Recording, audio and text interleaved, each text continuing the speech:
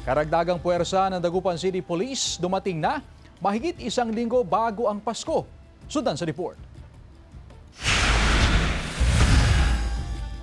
Dumating na kaninang umaga ang mahigit 80 pulis na magsisilbing karagdagang puwersa ng Dagupan City Police Office. Galing ang mga ito sa Police Regional Office 1 na nakatakdang italaga sa iba't ibang himpilan ng pulisya sa lungsod. Malaking bagay raw ito para sa pamunuan ng DCPO, lalo't palapit na ang Pasko kung kailan pa iigtingin pa ang police visibility para matiyak ang kaayusan ng lungsod. Re-reconfigure kami ng places of deployment dahil nga sa nadagdag ng mga tao namin.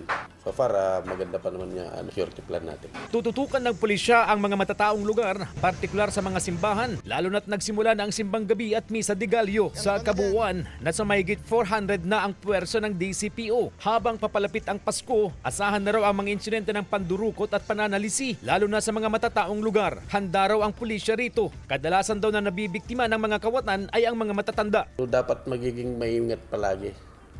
Huwag masyadong magtitiwala na na magdadala ng pera na walang kasama. Pinaghahandaan na rin daw ito ng 25 anyos na si June, taga Barangay Pantal. Hindi naman daw kasi maiwasang mapunta sa mga matataong lugar ngayong holiday season.